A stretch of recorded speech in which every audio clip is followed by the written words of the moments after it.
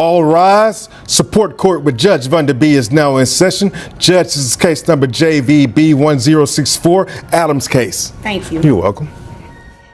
You all may be seated. Okay, Mr. Adams? Yes. You brought this case before the court. What's going on? Well, Your Honor, I've decided that I need a little more money a month with the child that we have, so that's why I'm here. All right. So currently, how much are you receiving? I think it's about minimum wage. Okay, so about what, $213 or so, something like that? Yes, around that area. All right. How old is the child? She's 5. Okay. Does mom give anything extra? Has she been doing anything extra?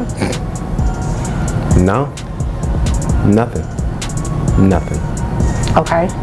Nothing. So how did you all get to this point?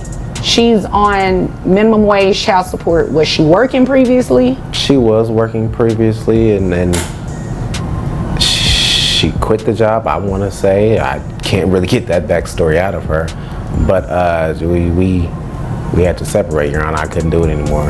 You couldn't do what anymore? I couldn't be with her. She started to get very just abusive for what it is. My breaking point, she went upside my head because I couldn't put her food in the microwave. Oh wow. This lady did that? Your Honor, she looks so sweet. No, you darn near need to get the bailiff in here. I can't. She's very abusive. She can play the. Did he really just say that? She allegedly hit him because he didn't heat up her food. That's not just petty, it's a massive red flag. Domestic violence is serious, no matter who is responsible.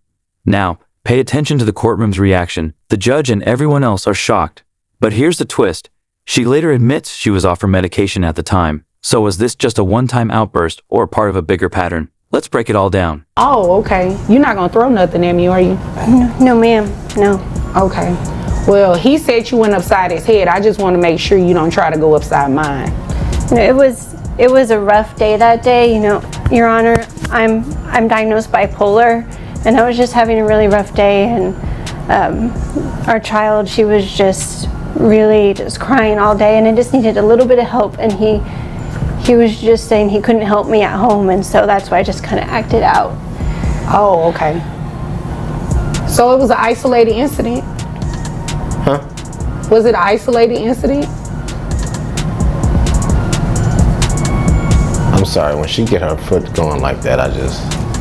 Judge, no sudden moves, right? You're not about to throw anything at me, are you? Defendant, no ma'am. Judge, good. Because he claims you hit him, and I want to make sure you don't get any ideas about doing the same to me. Defendant, it was just a really rough day, Your Honor. I've been diagnosed with bipolar disorder, and I was struggling to manage my emotions. Our child was crying nonstop, and I desperately needed help, but he said he couldn't assist me at home, and that's when I lost control. Judge, so you're saying it was an isolated incident? Defendant pauses, visibly uneasy. Defendant, I'm sorry, Your Honor. Nervous chuckle. When she gets going like that, I just trails off. Was it an isolated incident? What do you mean, isolated? Like, did that happen one time? No. She's gone upside your head numbers of times? Numbers. Okay. Numbers, dozens. It's because he let my medication, I was off my medication, and he said he couldn't pay for it because it was too expensive, you know, but I'm back on my medication now, and he said we were going to try and work things out. I still love him. I mean, look at him. He's a fine-looking man, and I love our child. And he's a nice-looking guy. I really want to work it out, and I just got this new job. This is where things get even more complicated. She openly admits to having bipolar disorder and acknowledges that skipping her medication led to an outburst. Mental health struggles are very real, and managing them can be incredibly challenging. But here's the question, does that justify physical violence? The law is clear. Being off medication isn't a free pass to lash out. Courts may consider mental health, but their top priority is safety, especially when a child is involved. And here's the key detail. This wasn't an isolated incident. That alone changes everything and plays a huge role in what happens next. Tell me about that new job. Well, I'm a manager at a fast food restaurant. Okay. And I'm trying to get back on my feet, and but I got a lot of debt, so I have to save that money, and I don't feel like I can pay more child support right now. How much are you making now at your new job? I'm making $55K. 55,000. That's a lot from where you're at now. I didn't have anything before, and I just have a lot of the credit card debt Okay. and health debt, you know, with my medication and my visits. I understand. You understand that he has things that he needs to pay for you all's daughter, right? Yes. And I can only imagine $200 or so for a 5-year-old is not cutting it. It's not. You understand that, right? Yes, Your Honor. So it's only fair that your child support is increased because your income has changed and you have the means now to support your daughter a little bit better. Now, that's not to say, I understand that you have debt. I understand that you have things that you have to pay for, but with what's in the best interest of the child, your child support should be increased. You understand that, right? Yes, Your Honor. Okay. Is your daughter involved in any extracurricular activities or anything? Yes, she's in ballet. Ballet, okay. How much is ballet? It comes to about, I want to say, about $200 a month. $200 a month? Okay. And she goes throughout the year? Yes. Okay.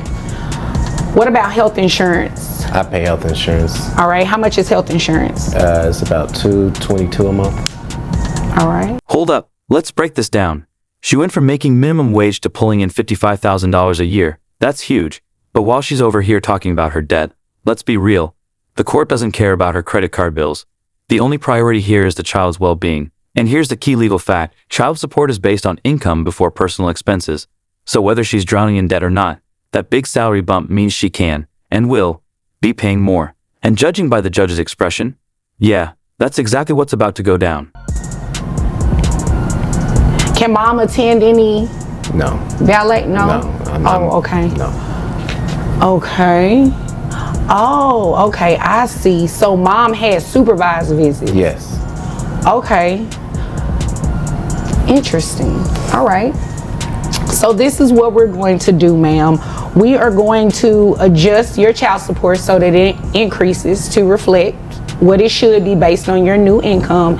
You testified that your new amount was $55,000. That would bring your gross to $4,580, bringing your net to... And there it is. The verdict is in.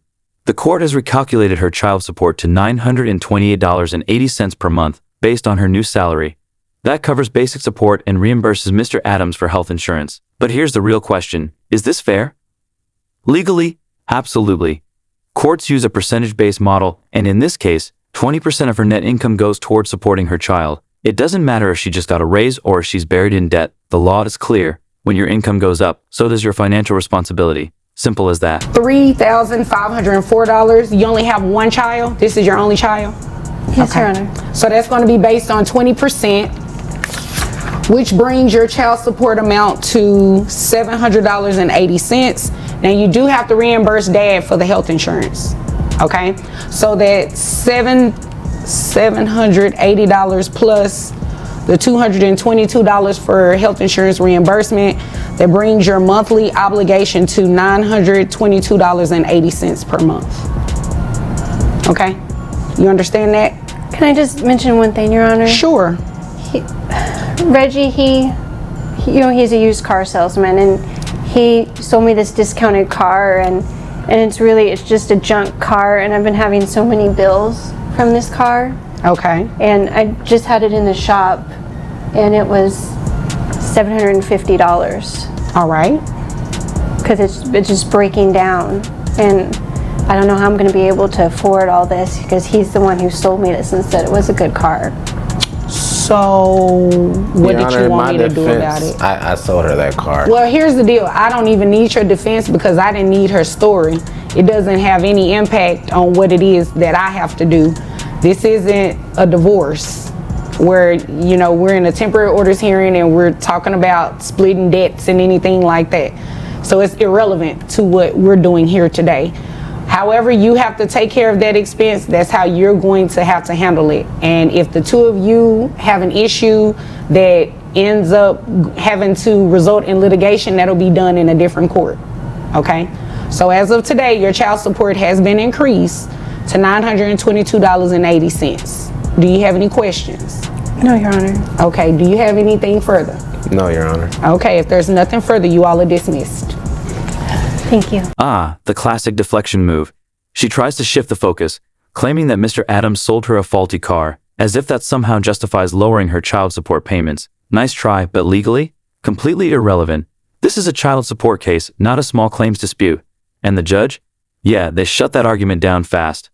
Next voice. And just like that, case closed. The judge has officially increased the mother's child support to $922.80 per month, ensuring the child gets the support they need. As for her complaints about the car, dismissed. Completely irrelevant. The biggest takeaway here? The court always puts the child first. Personal debts, drama, and past conflicts don't change that. Now, we want to hear from you. Was this ruling fair? Should the father have pushed for even more support? Drop your thoughts in the comments below. And if you found this case as wild as we did, don't forget to like this video, subscribe for more courtroom drama, and hit that notification bell so you never miss a case.